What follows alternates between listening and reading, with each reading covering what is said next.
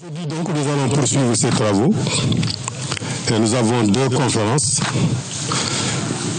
qui seront faites par d'éminents chercheurs et d'éminents conférenciers. Nous avons Serigne Omar Ba, que vous connaissez très bien, qu'on ne présente plus, qui est sociologue, spécialiste des relations internationales et qui est directeur de publication du magazine Khidma, je crois. Et il va faire une conférence qui porte sur l'islam et le contrat social. La deuxième conférence sera faite par un grand invité, l'ancien président du CFCM, M. Anwar Kibers, ancien président du CFCM, président du Rassemblement des musulmans de France, et qui dirige la grande fédération du CFCM en ce qui concerne les mosquées de France. Il va nous faire une conférence sur l'islam et les valeurs dans la République. Donc, sans plus tarder, nous allons passer la parole à M. Omar Ba. Ensuite, ce sera M. Anwar. Et nous vous invitons à leur prêter attention et à écouter attentivement leur communication. Ensuite, il y aura sûrement un débat où il y aura des questions et des réponses. Mais nous demandons à l'assistance, ceux qui voudront bien poser des questions, de poser des questions dans le cadre strict de ces thèmes choisis, pour éviter des dérapages, pour éviter de faire des erreurs. Parce que si on reste dans le cadre, comme font beaucoup de conférenciers dans le cadre du thème choisi, il y a de fortes chances qu'on sert à l'orthodoxie. Assalamu alaikum wa rahmatullahi ta'ala wa barakatuh. Donc nous allons sans tarder passer la parole à Cheikh Omar Ba. أعوذ بالله السميع العليم من الشيطان الرجيم بسم الله الرحمن الرحيم والصلاة والسلام على الهادي الأمين سيدنا مولانا محمد المكين وعلى آله وصحبه ذوي الرضوان والتمكين رب اشرح لي صدري ويسر لي أمري واحلل عقدة من لساني يفقهوا قولي واجعل كلامي رافعا ومرشدا وفكرتي نور وقلبي أرشدا. Mes chers amis, assalamu alaikum wa rahmatullah. À l'entame de mon propos, j'aimerais adresser mes remerciements à l'Institut Abdullahi wa Khadim Rasulihi du Centre islamique de Taverny d'avoir eu l'ingénieuse idée d'organiser depuis 9 ans ces journées Abdullahi wa Khadim Rasulihi et de donner à ces journées un contenu scientifique qui d'année en année se fortifie et constitue aujourd'hui un événement incontournable dans l'agenda culturel de l'Île-de-France en toute état de cause. Merci beaucoup à M. Younous Diop pour cette présentation et merci aussi à tous les invités ici présents que je ne pourrai pas citer au risque de terminer le temps qui m'est imparti et qui ne me semble pas très très long compte tenu du sujet qu'il m'est demandé de traiter. Nous adressons nos salutations à l'imam Serigne Bousso ainsi qu'à tous ceux qui sont là en passant par lui vu qu'il est l'imam. Le thème donc qui nous est demandé de traiter a trait à l'islam et au contrat social. L'islam et le contrat social, la citoyenneté en question. Il semble bien que quand on parle de contrat social, ceux qui sont habitués, ou en tout cas ceux qui sont intéressés par la philosophie politique,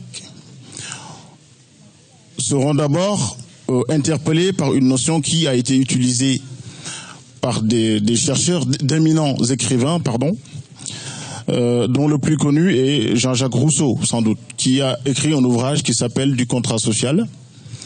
Mais avant Rousseau, des écrivains, des philosophes ont essayé de théoriser ce que devait être la vie sociale entre des individus qui sont appelés à être égaux devant la loi et dans la République. C'est donc en essayant de théoriser ce que doit être cet état social qui doit être extrait de l'état naturel de tous les individus. Nous devons donc quitter l'état naturel pour épouser un état social, pour intégrer un corps social dans lequel nous aurons des droits et des obligations les uns envers les autres et envers la collectivité. C'est donc l'idée qui a été développée par Platon, déjà par Aristote aussi, ainsi que plus récemment par Grotius, qui a été l'un des premiers à théoriser vraiment ce corps social et cet état social et cette république, ce qu'elle devait être. Mais la constante dans toutes ces analyses et dans toutes ces théories, c'est que ce corps social-là, ce contrat social, doit se faire sans Dieu. C'est-à-dire que toute transcendance doit être écartée de la gestion de la cité et du fonctionnement des relations sociales dans la République voulue, notamment par Jean-Jacques Rousseau, qui nous dit qu'il faut faire en sorte d'arriver à des lois et des obligations qui s'imposent à tous et que les individus qui se soumettent à ces lois et à ces obligations aient le sentiment ou soient convaincus qu'ils sont en train de s'obéir à eux-mêmes. C'est-à-dire qu'il s'agit de trouver un équilibre entre la liberté de l'individu et les exigences de la collectivité. Un jeu d'équilibrisme assez difficile à atteindre, car l'individu a tendance à considérer d'abord ses intérêts personnels avant ceux de la collectivité. Les philosophes politiques ont pensé avoir trouvé la solution dans ce qu'ils ont appelé le contrat social. Le contrat social qui repose donc sur une philosophie qui s'appelle le contractualisme, qui est donc opposé au naturalisme. Car certains pensent que naturellement, l'être humain est doté des capacités qui lui permettent de vivre en société. Et c'est cette théorie-là qui a été balayée, en tous les cas remis en cause par ceux qui sont adeptes du contractualisme et qui estiment qu'il faut théoriser une vie sociale dans laquelle les individus se départiraient de leur état naturel, de leurs intérêts naturels primordiaux pour épouser donc les intérêts de la collectivité. En tout cas pour les respecter et pour les mettre en avant. C'est donc une théorie du contrat qui, de prime abord, fondamentalement, semble s'opposer à l'islam, dans la mesure où il est question ici d'écarter toute transcendance dans l'organisation de la vie sociale. Il faudrait arriver à ce que la religion soit, en tout cas la foi, ou en tout cas Dieu, pour être plus précis, soit écartée de la gestion de la cité. Mais on verra tout au long de cet exposé, j'essaierai de démontrer à quel point, en voulant s'écarter de Dieu, ils sont revenus à Dieu, en réalité. Car nous verrons en quoi l'islam, en tout cas en quoi le musulman est le citoyen par essence et par excellence. Ça, ce sera la quatrième partie de mon analyse. Le premier élément que je voulais soulever, c'est que quand on parle d'islam et de contrat social, il est donc bien question d'une problématique. Car, comme je l'ai tantôt expliqué, le contrat social, en tout cas tel que théorisé par les philosophes politiques, s'opposerait à l'idée de la foi et de Dieu dans l'organisation de la cité. Quand on dit islam et contrat social, il est donc bon de dire pourquoi aujourd'hui en France il est important de parler du contrat social et de l'islam.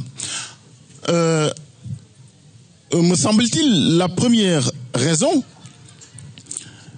c'est que certains, en tout cas beaucoup de philosophes, sans doute pas la majorité, estiment que les valeurs de la République, notamment en France, sont opposées à celles qui sont promues par l'islam. C'est donc un postulat que sans doute rien n'explique, que sans doute rien ne justifie, mais qui en tous les cas a tendance à avoir droit de cité dans les cercles intellectuels et même dans les médias de plus en plus, si ce n'est dans la vie de tous les jours. Nous semblons, nous musulmans, être les seuls à considérer que les valeurs de la République sont conciliables avec les valeurs de l'islam, ou en tout cas avec notre façon de croire en Dieu et d'être des musulmans. Et donc, questionner cette problématique-là semble aujourd'hui une urgence. Il est dit dans le titre, la citoyenneté en question. Il serait aussi bon de dire ce qu'est la citoyenneté, car il est bien certain que si on définit la citoyenneté dans le même cadre que celui défini par les philosophes politiques dans le cadre du contrat social, il sera très facile de considérer qu'un musulman, en tout cas un croyant, ne peut pas être un bon citoyen, ou en tout cas ne peut pas être pleinement citoyen, ce qui est totalement faux, car pour considérer le musulman comme un citoyen à part entière, il convient de ne pas définir la citoyenneté dans un cadre ou dans un angle qui ferme la porte à Dieu et à la foi. Et c'est donc cela que je vais essayer de faire dans le cadre de cet exposé. Car être citoyen, c'est simplement, on va voir que être citoyen, ce n'est pas simplement respecter la loi, ce n'est pas simplement respecter les valeurs de la République, c'est être plus que cela. On va voir pourquoi. Et donc le contrat social, j'ai peut-être je n'ai fait le choix de commencer les définitions du contrat social par les philosophes politiques. J'ai parlé tantôt d'Aristote et de Platon, ça paraît lointain, mais ce sont des idées qui ont été reprises au XVIIIe siècle, le siècle des Lumières, par beaucoup d'auteurs qui ont essayé de trouver, je lis, il s'agit de trouver une forme d'association qui défende et protège la personne et les biens de chaque associé, de chaque personne, et par laquelle chacun, s'unissant à tous, n'obéisse pourtant qu'à lui-même et reste aussi libre qu'auparavant. Tel est le problème fondamental que la philosophie politique du contrat social essaie de résoudre. Ça veut dire quoi? Ça veut dire qu'il faut trouver, comme je l'ai dit tantôt, un mode d'organisation de la société et de la vie sociale qui fasse croire, ou en tout cas qui intègre dans la conviction de l'individu qu'en respectant les lois de la collectivité, il se respecte lui-même et qu'il n'obéit qu'à lui-même. Donc c'est des lois qui sont développées, qui sont conçues pour tous et qui ont vocation à s'appliquer à tous. Et Rousseau pense que c'est dans la République qu'on peut avoir cet équilibre-là. C'est dans la République qu'on peut trouver la solution, République dans laquelle les gens sont libres et égaux. Il est donc clair que Rousseau lui-même reconnaît que c'est une notion théorique. Même l'état de nature dont on parle, qui a été celui des individus, est considéré non pas comme un événement historique qui a réellement existé, mais comme une conception théorique à opposer à l'état de société. Donc même l'état de société, la conception que les philosophes politiques en ont n'est pas achevée, car c'est quelque chose qui se construit tous les jours. Et puisque c'est quelque chose qui se construit tous les jours, est-il possible de le dupliquer? Par ailleurs, un produit qui n'est pas fini, est-il possible de le dupliquer, de l'imposer, de le proposer? Je vous pose la question, on y répondra sans doute plus tard. Peut-être, sans doute, que la réponse n'est pas simplement de dire que le contrat social doit s'imposer. La réponse est sans doute dans la vie de tous les jours, de prendre les gens tels qu'ils sont, avec leurs convictions et avec leur façon de voir et de respecter les lois de la République. Le contrat social est donc, vise donc à trouver une solution au problème humain fondamental, qui est que l'être humain a tendance à d'abord regarder ses intérêts crypto-personnels. Ce que l'islam nous interdit d'emblée. Mais on verra tout à l'heure. Le contrat social en islam lui-même est d'abord un contrat moral. Un contrat moral avec Dieu lui-même, car en décidant de créer l'être humain et de l'envoyer sur terre, comme le dit le Coran, إذ قال ربك للملائكة إني جاعل في الأرض خليفة قالوا أتجعل فيها من يفسد فيها ويسفك الدماء ونحن نسبح بحمدك ونحدث لك قال إني أعلم ما لا تعلمون علم الآدم الأسماء كلها ثم عرضهم على الملائكة فقال انبئوني بأسماء هؤلاء إن كنتم صادقين قالوا سبحانك لا علم لنا إلا ما علمتنا إنك أنت العليم الحكيم. Un contrat donc fondamentalement moral entre Dieu et celui qui l'a décidé d'envoyer sur terre, que d'aucuns présentent comme un représentant de Dieu sur terre. En lisant cette sourate-là que je vais lire quand même en français, il dit: lorsque ton Seigneur confia aux anges, je vais établir sur la terre un représentant, ils dirent, c'est-à-dire les anges, vas-tu y désigner quelqu'un qui y mettra le désordre et répandra le sang, quand nous sommes là à te sanctifier et à te glorifier. Il dit, c'est-à-dire Dieu, en vérité, je sais ce que vous ne savez pas. Et il apprit à Adam tous les noms de toutes choses. Je pense, et c'est une conviction personnelle, que le fait que Dieu ait dit qu'il a appris à Adam toutes choses, c'est ce qui en fait nous ramène à Dieu dès lors qu'on veut s'écarter de lui. Je veux dire quoi? Quand on a essayé, ou en tout cas les philosophes politiques ont essayé d'instaurer un modèle de vie sociale qui s'écarterait de Dieu et de la foi, ils sont revenus à Dieu, car c'est Dieu lui-même qui dit que toute connaissance, toute science provient de lui. Et y compris les sciences qui semblent s'écarter de lui et qui semblent le contester lui-même. Car que dit le contrat social? Il dit qu'il faut trouver une solution qui fasse que les gens respectent les intérêts de la collectivité au détriment, ou en tout cas avant leurs intérêts personnels. C'est ce que Dieu nous demande de faire. À travers, on verra tout à l'heure, à travers les 5 piliers de l'islam, en fait, on se rend compte que les piliers de l'islam lui-même sont des piliers, et des piliers sont censés soutenir quelque chose. Quand on dit que des piliers d'une maison, c'est que les piliers soutiennent une maison. Mais c'est en réalité cette maison qui est l'islam. Ces piliers doivent conduire vers un état spécifique qui est en réalité l'islam. Donc c'est des moyens de parvenir à ce que Dieu veut que nous soyons ici sur terre.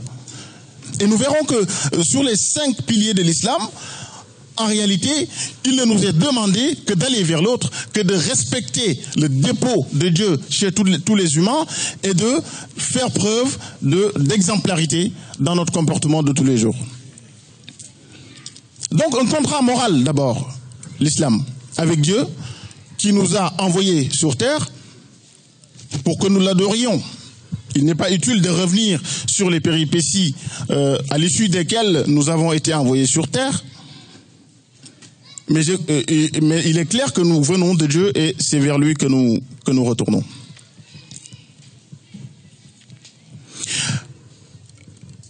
Il est donc l'auteur, il est donc l'origine, Dieu, de toutes les sciences qui nous servent aussi dans notre existence, y compris les sciences qui nous semblent être dépourvues de toute idée de foi et de toute idée de transcendance.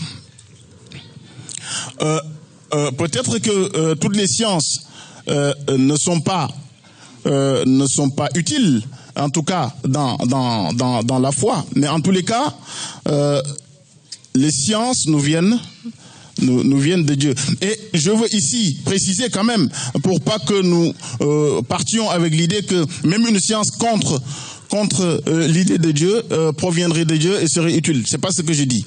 Car en retournant dans l'ouvrage du Cheikh Ahmed Bamba Khadim Rassoul, qui s'appelle Masalikul Jinan, on lira que Cheikh al-Khadim dit Al-ilmu maktasaba khashyat al-alim faman khala minha fajahilun mulim.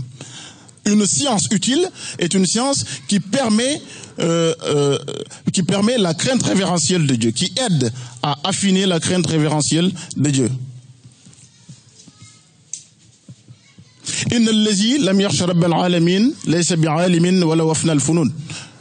Je crois que je ne vais pas m'attarder sur ça parce qu'il y a des spécialistes et des gens plus compétents que moi dans ce domaine pour dire à quel point les sciences qu'il nous est demandé d'étudier, celles qui sont naturellement utiles pour nous, sont celles, en tout cas pour nous musulmans, qui fortifient notre foi en Dieu. Je disais donc tantôt que les 5 piliers de l'islam ont l'air d'être des actes qu'on nous demande et qui ne sont destinés qu'à Dieu. On a tendance à le penser. Mais tel n'est pas le cas, car ce que nous faisons dans ces 5 piliers ne servent à rien à Dieu. C'est-à-dire que Dieu n'a pas besoin de ça pour être Dieu. Si nous nous abstenons tous à ne pas adorer Dieu, il n'en sera pas moins Dieu. Si nous nous mettons tous à l'adorer, il n'en sera pas plus Dieu. Donc, ce qu'il nous demande de faire, en réalité, c'est pour nous. C'est pour que nous puissions assumer, vivre une vie décente ici-bas, et que dans l'au-delà, il nous donne ce qu'il nous a promis. Et plus fondamentalement, quand on creuse, on se rend compte que même le premier pilier, c'est la shahada. Ashhadu an la ilaha illallah wa ashhadu anna Muhammadan Rasulullah. Le fait de prononcer la shahada témoigne déjà de l'importance du contrat social, fondamentalement. Pourquoi? Parce que nous déclarons qu'il n'y a de Dieu que Dieu par opposition à toute chose. Dieu est Dieu par opposition à tout ce qui n'est pas lui. Donc toutes les autres créatures ont vocation à se respecter eux-mêmes entre elles, à se considérer entre elles par considération pour Dieu qui les a créées. Quand je dis créatures, c'est pas simplement les humains, ça dépasse même les humains. Mais d'abord les humains, qui sont dotés d'une faculté mentale et qui sont appelés à vivre en société et à qui il est demandé d'adorer Dieu. Donc, dire que qu'il n'y a de Dieu que Dieu, c'est déjà respecter le dépôt divin en chaque chose. Si on respecte, si on considère que l'être humain qui est en face de moi, l'être humain que je trouve au marché, l'être humain que je rencontre dans le bus, l'être humain qui est dans le train avec moi, l'être humain que je rencontre tous les jours au travail, quand je me lève le matin, mon voisin que je rencontre sur le palier, si je me dis que je dois considérer ces individus par considération pour Dieu qui les a créés, je crois que je serai un musulman, certes, convaincu, mais je serai un citoyen modèle. C'est pour ça que je disais que le musulman, c'est le citoyen par essence et par excellence. Mais on y reviendra. Ce dépôt divin que Dieu nous rappelle en disant, nous vous avons créé d'un mâle et d'une femelle et nous avons fait de vous des nations et des tribus pour que vous vous entreconnaissiez. Le plus noble d'entre vous, d'après Allah, est le plus pieux. Donc la shahada, c'est pour, en quelque sorte, nous dire que vous ne pouvez être que des créatures de Dieu. Quelle que soit votre station, quel que soit votre niveau social, quelles que soient vos compétences, quelles que soient vos connaissances, et quelle que puisse être la différence que vous considérez avoir entre vous et les autres. Vous ne pouvez être que des êtres humains, en tout cas des créatures. Donc respectez-vous de ce point de vue-là.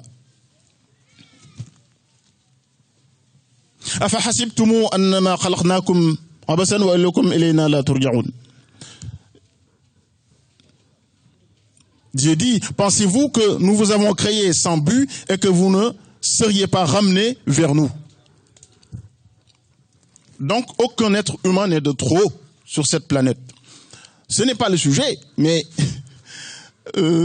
parce que bon, je ne vais pas rentrer dans ce débat-là car on n'en finira pas, ça va faire des polémiques, mais le fait de considérer qu'il y a des êtres humains de trop, qu'il faut les limiter, ceci ne me paraît pas correspondre à l'idée selon laquelle il n'y a pas justement d'êtres humains de trop sur cette planète. Cheikh Ahmadou Bamba, dans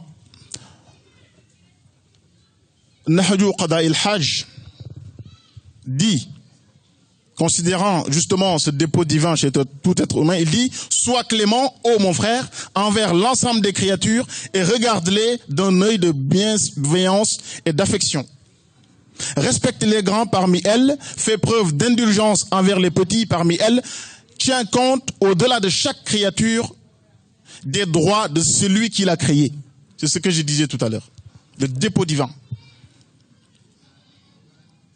Il poursuit. On trouve dans la science, dans la sentence prophétique, deux points, ma communauté ne cessera de connaître le bonheur tant que ses cadets considéreront leurs aînés et que ces aînés accéderont bienveillance à leurs cadets.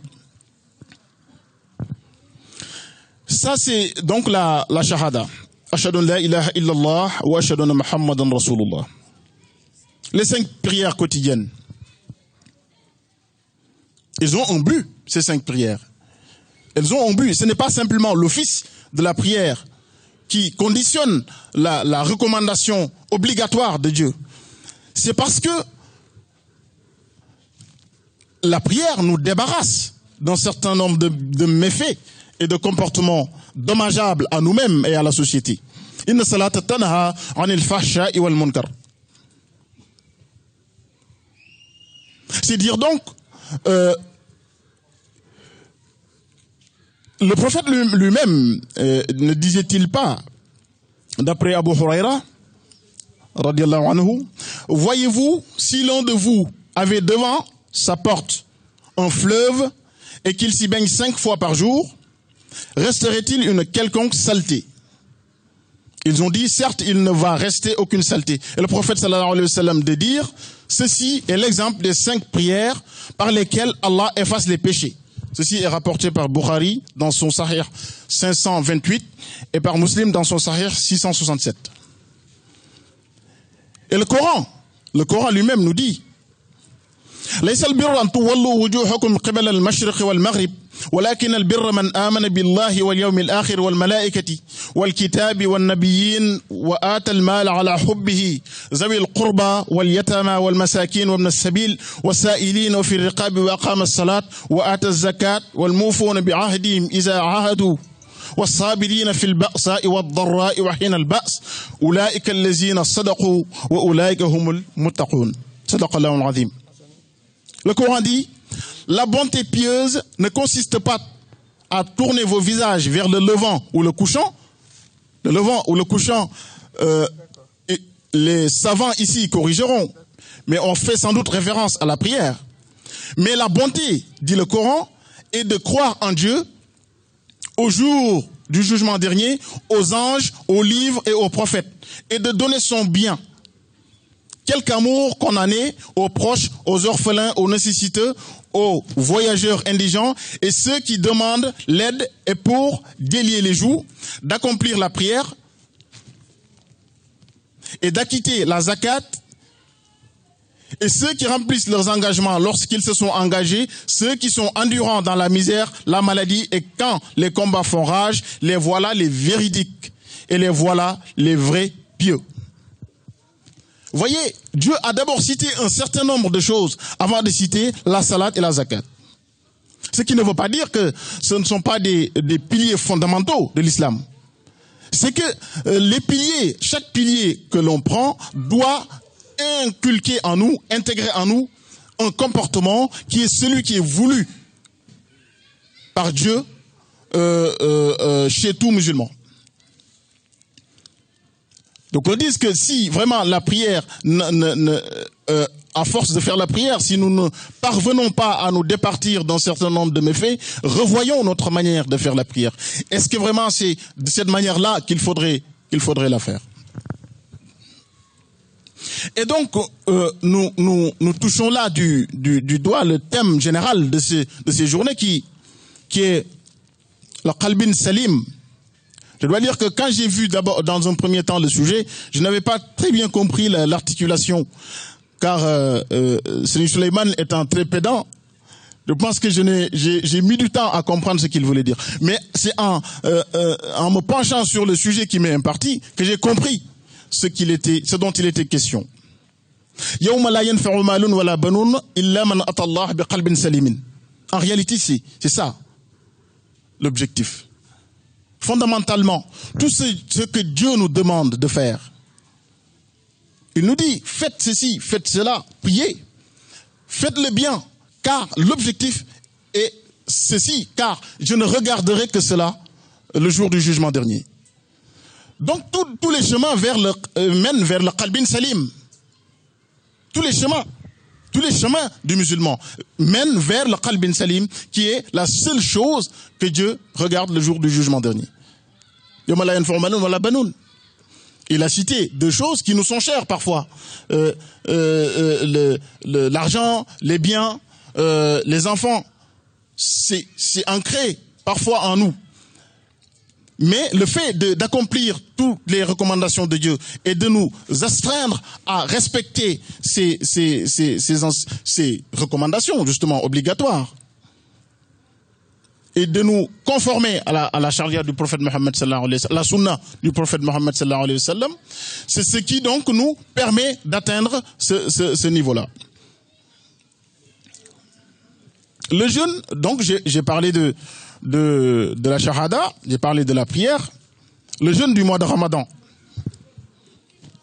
Ya ayyuhalladhina amanu kutiba alaykumus siyam kama kutiba alal ladhina min qablikum la'allakum tattaqun. Ô vous qui croyez, le jeûne vous est prescrit, tout comme il a été prescrit à vos devanciers, afin que vous adoptiez la piété fondamentale. Donc nous ne jeûnons en réalité que pour atteindre la piété. Dieu nous demande, c'est ce que je disais tout à l'heure, il ne nous demande pas de jeûner pour lui-même. Quand bien même il dit que c'est à lui, et le jeûne est à moi, et c'est à moi de le rétribuer. Mais fondamentalement, c'est pour nous mettre sur le chemin de la piété qui nous conduit vers le qalbin salim, qui est la félicité.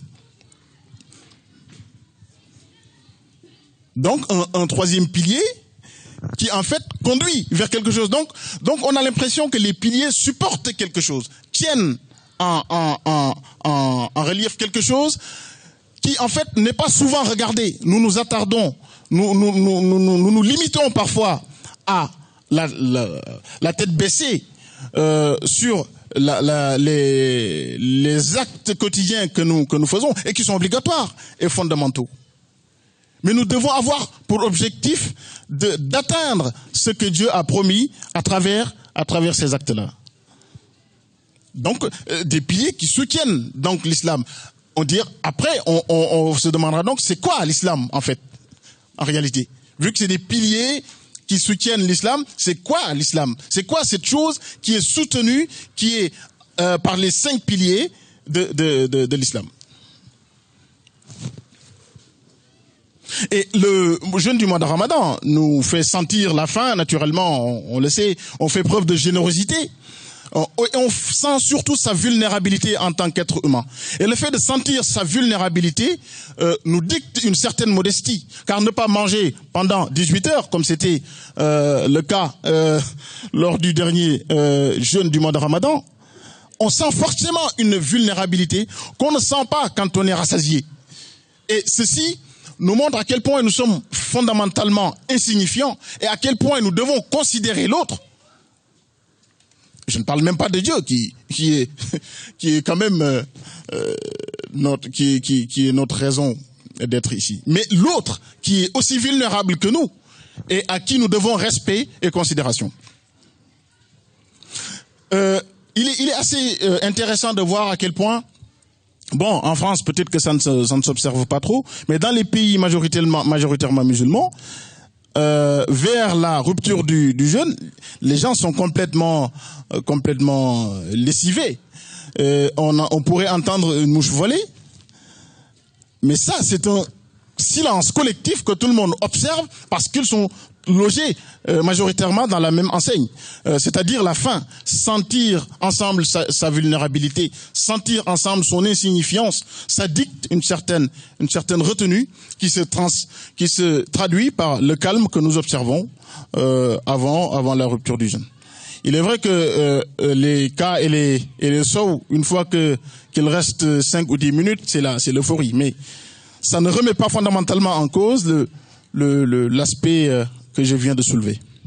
La zakat, qui est un autre pilier de l'islam. Alors là, on est au cœur du contrat social. Car c'est quoi fondamentalement le problème de nos sociétés aujourd'hui?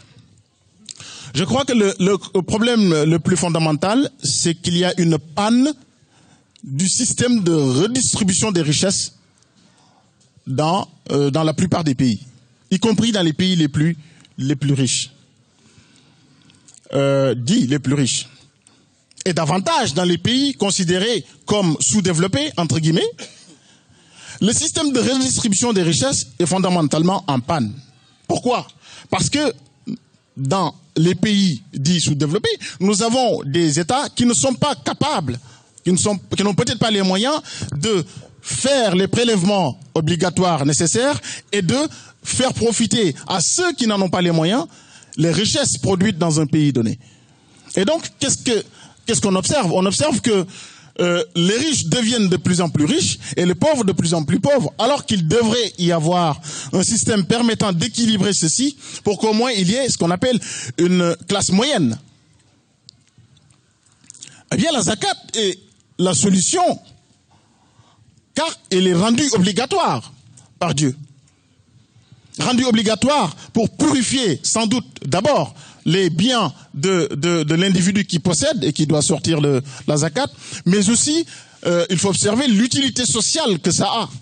J'ai coutume de dire que si tous ceux qui doivent s'acquitter de la zakat dans le monde musulman le faisaient, je pense qu'on ne parlerait plus de la pauvreté dans le monde musulman. Je n'accuse personne, je ne dis pas que les gens ne font pas ce qu'ils doivent faire, ce n'est pas mon rôle. J'observe simplement que voilà un pilier de l'islam qui en fait répond fondamentalement à une question qui est posée, qui est le fossé sans cesse grandissant entre ceux qui sont les plus riches et les plus pauvres. Et dès lors que vous avez un système de redistribution des richesses en panne, le contrat social est menacé. Le contrat social est remis en cause.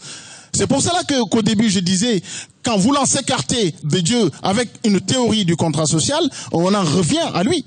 Car il avait déjà prévu une solution à quelque chose nous sommes au cœur du problème en ce moment.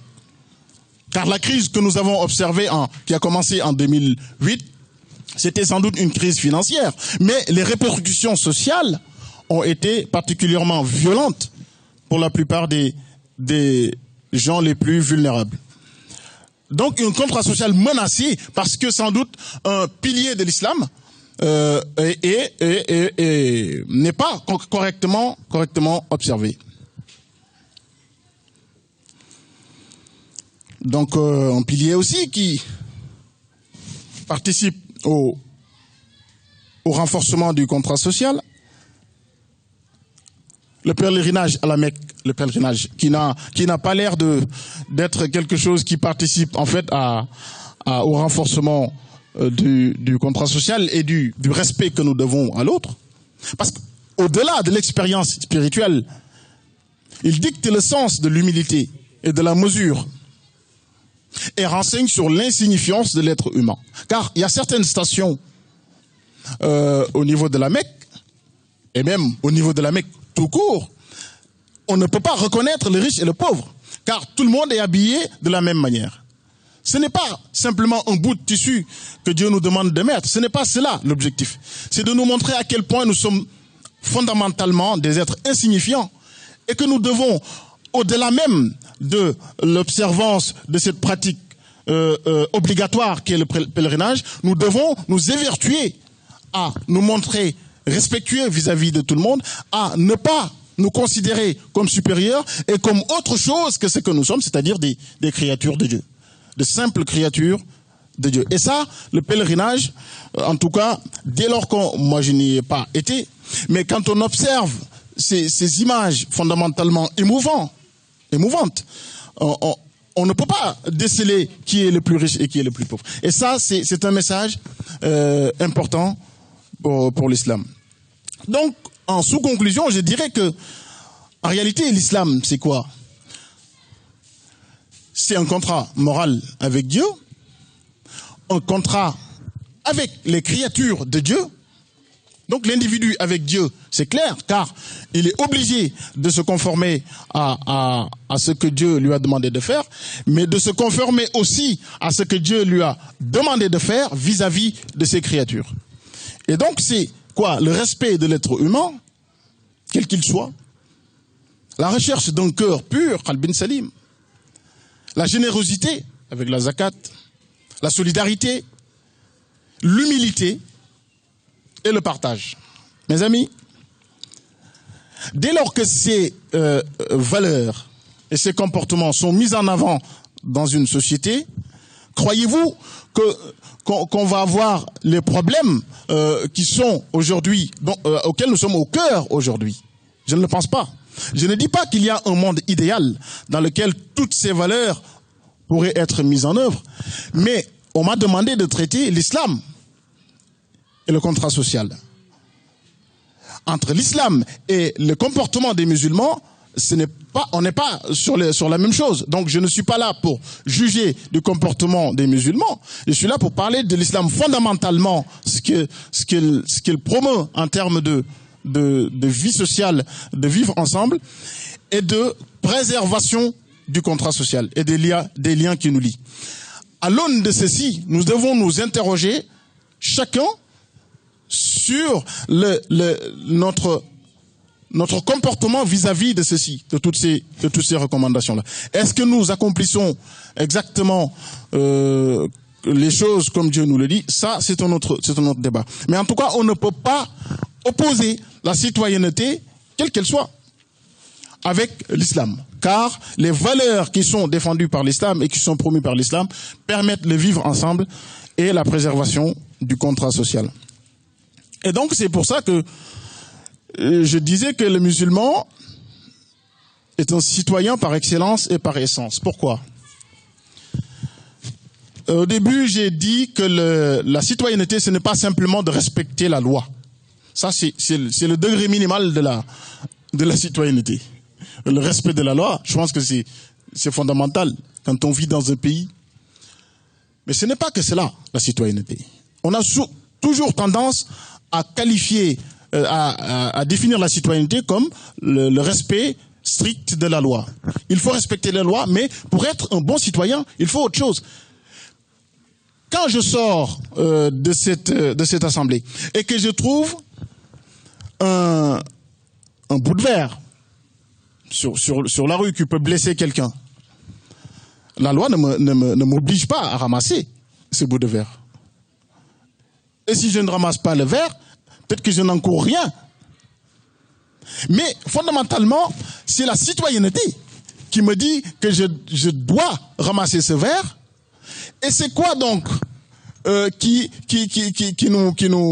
transparaît là? Ça veut dire que le musulman qui fait ça, il le fait à double titre. Il le fait d'abord parce qu'il ne veut pas qu'une personne se blesse, mais il le fait parce qu'il sait que Dieu le regarde. Et que même si ce n'est pas obligatoire, c'est quelque chose qui lui est recommandé sur une autre station qui s'appelle Al-Ihsan. Je vais y revenir tout à l'heure. La perfection ou le perfectionnement spirituel, c'est ça en fait qui est la véritable citoyenneté. Le degré supérieur de la citoyenneté, c'est cela. C'est quoi le perfectionnement spirituel? C'est adorer Dieu comme si on le voyait. Car s'il ne nous voit pas, si nous ne le voyons pas, lui, il nous voit. Je crois que c'est ça Al-Ihsan. Je crois que c'est ça. Et donc le fait de ramasser un bout de verre alors que personne ne nous y oblige. La police pourrait venir, il ne peut pas nous poser de contravention parce qu'on n'a pas ramassé ce bout de verre. Mais on le fait pourquoi? Parce qu'on a une haute idée de ce qu'est l'être humain. On considère l'être humain au-delà même du respect de la loi. Donc quelqu'un qui a un comportement comme ça, c'est un citoyen modèle. C'est un citoyen par excellence. Quand bien même, il le fait par considération pour Dieu. Le musulman le fait par considération pour Dieu, mais quelqu'un qui observe cet acte n'a pas à qualifier cet acte-là. Il a simplement à dire que cet individu, franchement, c'est un citoyen modèle. Et le problème commence quand on commence à se poser la question de savoir pourquoi il a fait ça. Sans doute parce que il se réfère à Dieu. Bien sûr qu'il a le droit, car c'est un musulman. Mais c'est quoi le plus important? Le plus important, c'est que l'équilibre social, la paix sociale, la vie sociale, le contrat social soit préservé. Et peu importe les inspirations et les sources auxquelles puisent les uns et les autres, l'essentiel, c'est que le vivre ensemble soit préservé. Et la source, me semble-t-il, peut-être que ce n'est pas objectif, mais l'une des sources fondamentales, en tout cas, c'est la foi, c'est l'islam, car le fait, par exemple, pour quelqu'un comme Rousseau, de dire que on doit mettre des lois qui soumettent les individus et que les individus doivent respecter. Si c'est simplement la loi, un individu peut enfreindre la loi si personne n'est là pour le surveiller. C'est ça.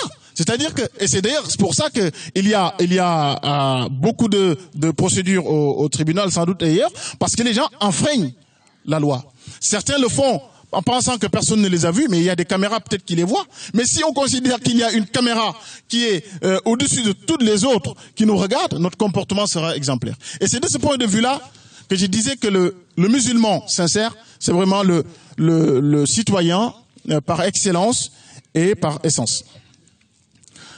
Je ne vais donc pas m'éterniser sur ce sujet. Je pense que je ne pourrai pas terminer le thème qui m'est imparti.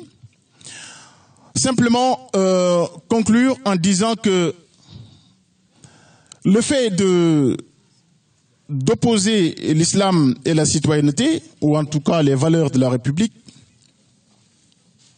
alors que le musulman est par définition un citoyen modèle, encore une fois, si le terme citoyen n'est pas défini comme quelque chose qui exclut Dieu, car ça aussi c'est une façon de voir les choses. Considérer qu'un citoyen ne peut pas nécessairement croire en Dieu ou ne peut pas nécessairement être un musulman, ça c'est une drôle de façon de voir les choses. Et ce n'est pas tout à fait la réalité. Donc il faut qu'on sorte de ce carcan-là pour considérer qu'en fait le terme citoyen lui-même, c'est un terme comme tous les autres. Mais c'est le sens, la quintessence du mot qui est important. Et c'est quoi? C'est le fait d'être exemplaire dans son comportement, le fait de respecter les autres, le fait de ne pas leur causer du tort, comme nous l'a dit le prophète Mohammed sallallahu alayhi wa sallam, le fait d'agir de sorte que les gens puissent compter sur nous, de respecter nos engagements, de respecter nos contrats. Si tout ceci renvoie à la citoyenneté, alors les musulmans sont des citoyens par excellence. Je ne vais pas m'éterniser plus longuement. Je vous remercie tous de m'avoir écouté gesticuler, alors que je suis sûr que la plupart des gens ici comprennent mieux que moi ce que je dis. Donc vraiment merci beaucoup de m'avoir écouté. Assalamu alaikum wa rahmatullahi wa barakatuh. Assalamu alaikum wa rahmatullahi wa barakatuh. Nous commencerons par remercier le conférencier Seigneur Marba, qui a choisi un thème extrêmement difficile, risqué même, je dirais, dans une société dite libérale avancée, cette société-là où l'on dit chassez Dieu de vos demeures, où tout est permis sauf immédiat. C'est ce qu'il y a. C'est leur conception, ils sont libres.